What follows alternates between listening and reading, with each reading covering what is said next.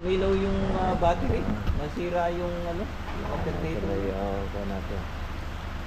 Okay, XL. Nandiyan po ba yung tao ninyo?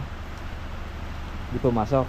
Andiyan po. Nandiyan naman. May po yun, may trangkaso din yun. May trakaso. Kasi Ayun. naghukay kami, Aha. naghukay, nagmamawin. Nakakaya naman na ibig ko sabayan. Ay, oo. Na, pati ako nakikibasa-basa na ko yan. Kaya kasama rin din kayong nakuan din. Puso kasi ngayon ang trangkaso dahil po sa pag-uulan. Kami lahat Kaya naubo. Kaya ito naman. Okay naman na yung hukay natin. Yung hukay medyo natin. malaki yung Oo, yung hukay niya. malaki yung bilog. Bali yung gagawin nyo, dagdagan na lang po ng hukay. Oo. Bagay malambot naman yung lupa eh. Oo. Yung bilog niya. Ilalaki lang na yan. Gamitan lang ninyo po ng pala. Tapos yung ulan.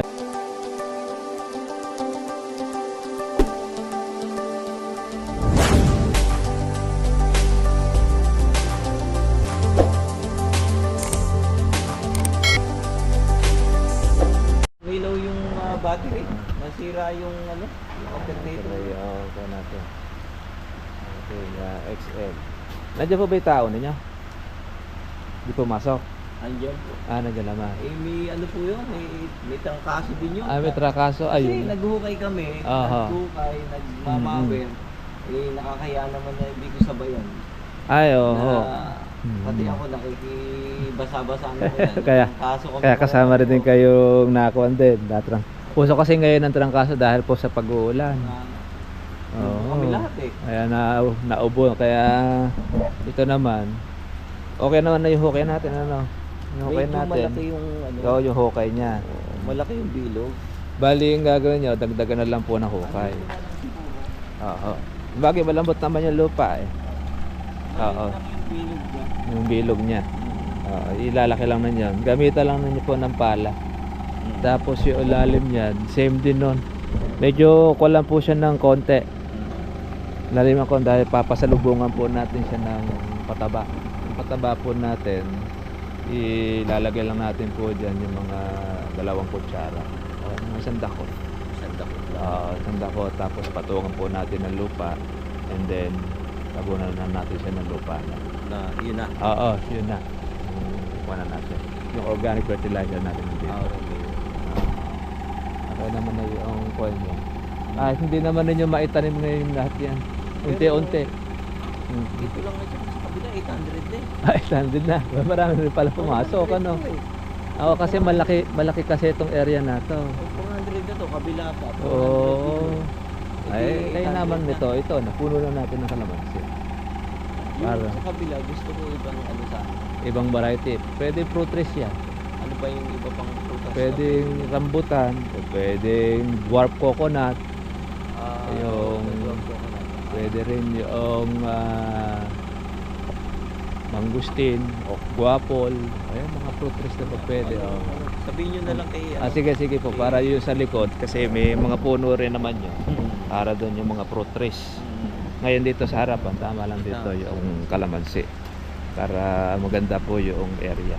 yung dragon fruit dito sa kaya? Yung dragon fruit. Tuturo ko rin sa tao po ninyo yung kanya. Yung paraan po ng pagpapataba. Hindi naman mahirap. Para lang din pataba lang din po natin na synthetic. Punta ka muna lang si Imbayong. Para makakuha na lang natin siya. Kaya advance po yung ating kuha na 8 hanggang 1 taon. Ayun na rin po yung ating pinakuha kay sir para madali po kagad magbunga na. Pero actually may mga bunga na rin siya. Ito, kaya niyan. Pagkapitasin na, pwede na po natin itong pitasin. Pero itong ganito, wag nyo na pong lalagasin o alisin yung mga bulaklak. Hayaan nyo lang po siya na magdiretso na lumaki.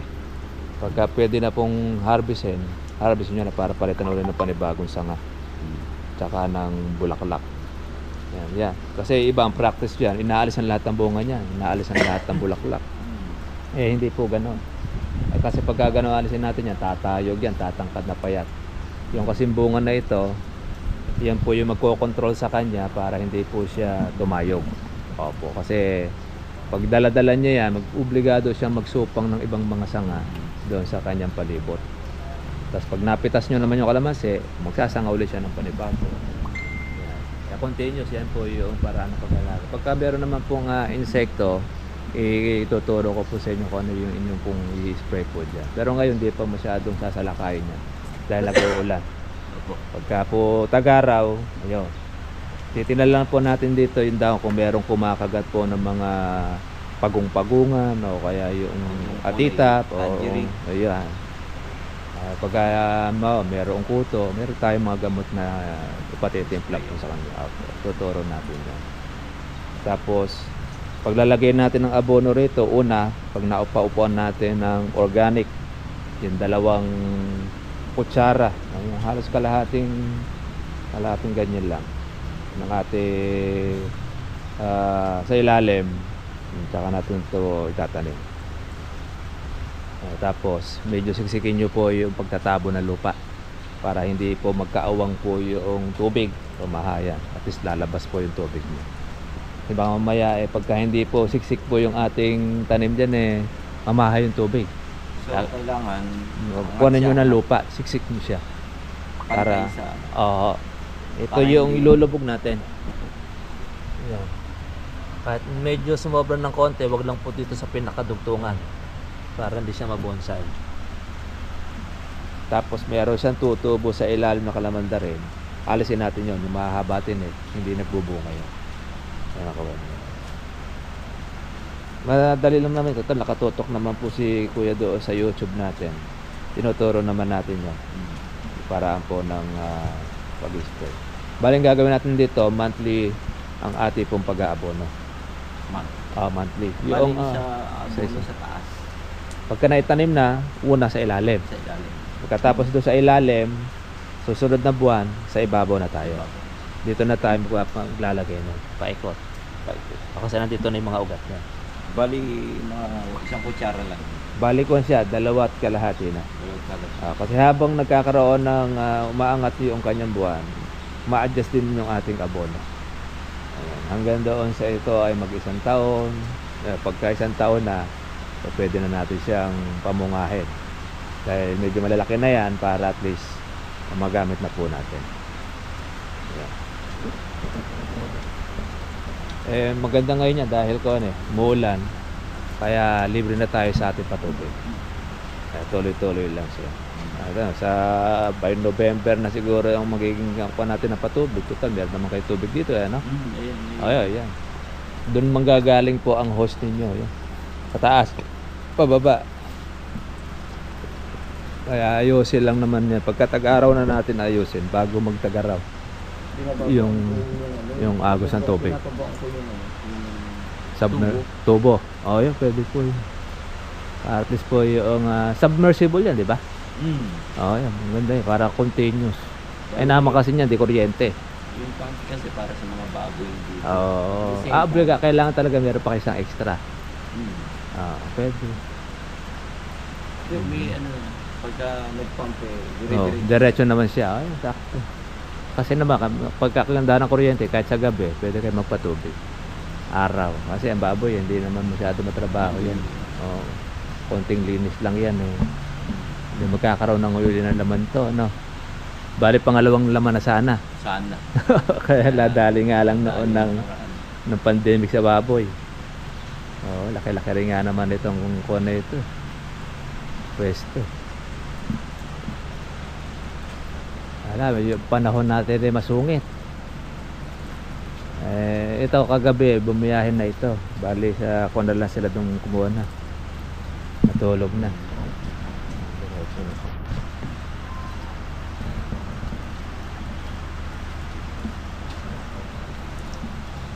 Anong oras po? Bali sir, yung ating kawan saging, pag malaki na yung puno niya, pwede na 3 dakot ang ating ilalagay. Tapos yung atin namang dragon. Maliliit pa. 1 year na yan. 1 year na yan. Mga nabansot sila dahil sa tag-araw, sa init nung nakaraan. init. Pagka ganyan pang maliit po, siguro mga kuwan po yan. Isa't kalahating dakot. Para din naman siya mabigla lahat. Yung mga malalaki, dalawa. Eh, tataniman din ko kasi yan eh. Ito, oo. Basta yung naarawan. Yung sa kabila, ayun sa kabila kayo, madamo na kayo. Madamo na rin. Kailangan lang doon talaga grass cutter. Grass cutter. Kaya mas maganda doon sa palibot ng saging na yon. Mabunot yung damo. Kasi doon yung tumutubo eh. Pag pinutol mo lang kasi sa grass cutter, tutubo na muli ng mahaba. Di baling, di baling ikat lang yung mga sa palibot niya. Pero yung sa may malapit sa ugat niya, cultivate. Para at least tagal na tubo ng damo niya. Pwede yun. Para at least kuwan yun. Yung ugat naman po noong saging natin eh, hindi naman malaki yun eh. Kulang siya. Palibot ng canopy niya. Ng dahon. Tapos yung ating dragon fruit, lagyan din naman natin siya. Mga dalawa, malalaki na ba yung dragon fruit? Ano, nabansot din. Nabansot din. Isang taon na may dalawa. Dalawang dakot din ang upo natin. Ngayon ang gagawin natin sir, yung lalagyan natin siya ng sulfate. Yung sulfate natin, maghahalo tayo ng 2 sakong organic saka po isang sulfate. Tapos yun yung ngayon na ilalagay po natin dyan. Tapos sa kalamansi, after ng 1 month, doon din nalalagyan na rin natin siya na magkahalong sulfate saka na organic. Maganda nun. Para nun yung ating mga tauhan, doon na sila kukuha ng pataba. Matagal lang gamitin na yan. Yung 7 bag na yan. Kasi pag nadagdag pa na sulfate, aabutin ng 10 bag pa yan. Hanggang sa 6 na buwan siguro yan, o kaya 5 buwan. Makakakuha na tayo. Matagal-tagal ang paglalagay natin na buwan. Maganda basa-basa ka ng isang linggo na naggumawa dito. Kasi taas mo yung damo eh. Natabunan na yung mga stick na nakatulog. Oo nga, bago pa nga lang itong mga ibang nangamatay na damo eh, no? Tapos yung kompa natin. Pero maganda na yung tsura. Lumito na yung lupa eh. Pero dati sa bagay, ito nung nakaraang Tagaraw, halos walang damo ito, no? Oo, nang maulan na yun, naglabasan sila ngayon. Sa kabila, meron din mga tulis doon sa kabila eh. Ay, doon. Kasi makakasama doon sa pagkakuan doon. Bale, ito yung magiging daan na itong gitna na yan. Maganda nga yan. Para po at least nun malawag po na malalagay ng pataba. Saka at least lalamig naman yung kuwan niya. Kung gandahan ito, open na eh. Dahil wala na yung mga puno eh. Doon sa lugar na yun, yung mga fruit trees. Tapos yan, yung mga pagitan na open space na yan, pwede nyo panlagyan din ng kuwan yan. Oo, mga fruit trees din. Mandami yata rito, santol eh, ano? Santol, 15 pieces po. 15 pieces. Ano ba, Bangkok santol yan? Malalaki. Tapos rambutan. Yun. May rambutan, ilang taon na yung rambutan? Sa 10 years. 10 years na, namumunga na rin naman. Ano ba siya, yung sopsopin o yung kuwan? May RR, may sopsopin, may tuklapin. Maganda yung tuklapin. Yung kuwan. Sopsopin kasi matagal eh. Yun kasi ata unang variety. Parang Bangkok. Yung native na kuwan. Pero yun yata mga nauna. Ganda ang kuwanan nito. Kaya napadaan ako rito eh.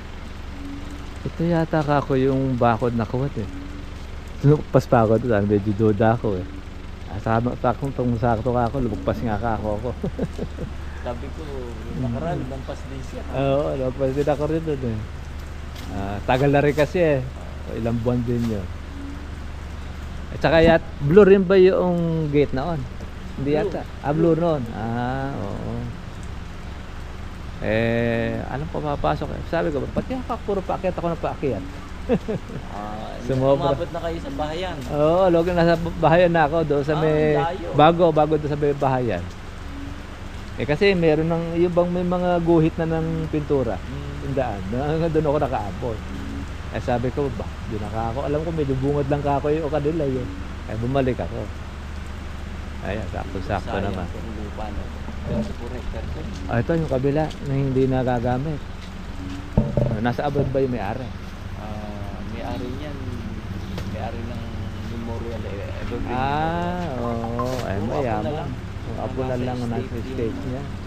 Sabihin, hindi na rin pumasikaso. Ano? Sa Amerika yung mga apo na lang ang Oo, yung nag-aasikaso niya. pinagbibili. Ang problema. Hmm. Puro ahente. Ayaw nila ahente. Dahil magulong kausap. Ay, totoo yun kasi ang ahente, mas malaki papatubo no kaysa doon sa bumibili. Kaya Oo. ano sila. Sobra. Maganda doon kung rekta talaga doon sa bibili. Gusto nila rekta. Ayaw Oo. nila ng may ano. Sa agent kasi magugulang yun, may mga patong pa kasi sila. Sa halip na ganun lang, pagdating sa ahente, dumodoble. May lalaki rin kasi mga kuha dyan. Ay, dire-diretso yung kangina nadaan ako nga sa kawan Pampanga. Ako, medyo ko nga kayo tubig eh. Yung mga motor na tumitirik eh. Yung nababasa yung mga spark plug. Yung ako medyo mahirap ko. Alalay din kami. Kaya sabi ko, mauna na kako sila. Para kako makapagbaba na kagad dito ng ko. Baka mamaya kung magdidiretso kako ulan eh. Baka yung dadaanan namin eh tumaas na yung tubig. Kaya medyo Nandun naman sa kabila. sa kabila. Para at least nun eh tuloy-tuloy. Kasi tingin ko yung ulan na yung hanggang maghapon eh. Dahil yung kulimlim niya. Bugso tapos bubuhos sa bawat daan bumubuso ulit. Tapos magdamag ko pala kaya pala malaki yung tubig. Ayan, magbubuhos na ulit.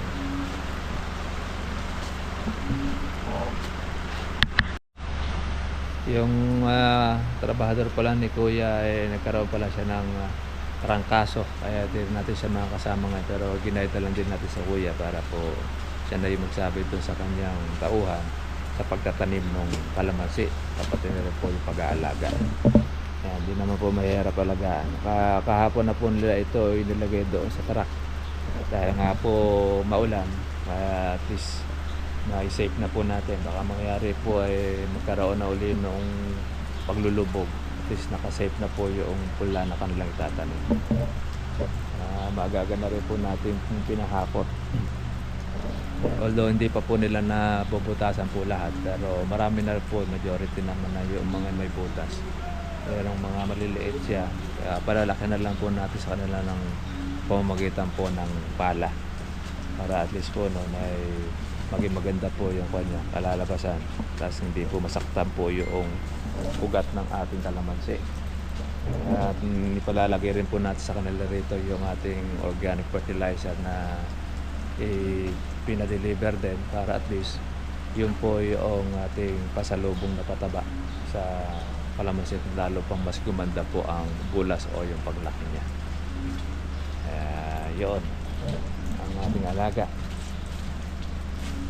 Naligo na si Bossing okay ka lang okay lang ba? Ayos lang. Inom ka kagad ng kawan ng gamot para kontra trangkaso. Uso po kasi ngayon mga katriba po yung trangkaso, lalo kasi ngayon bago klima, Nadali kami uulan.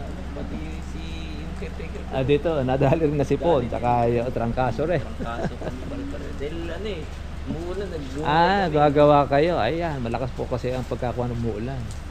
Dahil malamig po kasi. Yun lang minsan, maambunan ka nga lang eh.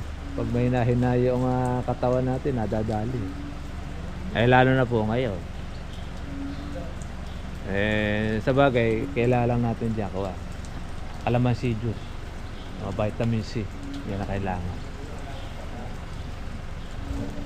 Para at least malakas ang ating resistensya. Inaalala ko nga kako, baka ako balaho tayo eh. Buti na lang ako, medyo matigas ito. Kasi nung nakaraan kasi, dumaan tayo rito, okay lang kasi Tagara. Kako nag-uulan, kaya kako, buti na lang ako, matigas yung lupa. Kaya pagka may slide ako dito kasi damuhan dumadaan. Ay oo, kasi dyan sa lupa talaga pumapahalang ka kuminsan dyan. At least ito Pag may damo, pampakapit naman. Saka ganda kasi ito hindi lagkitan. Pero kasi lupa lagkitan.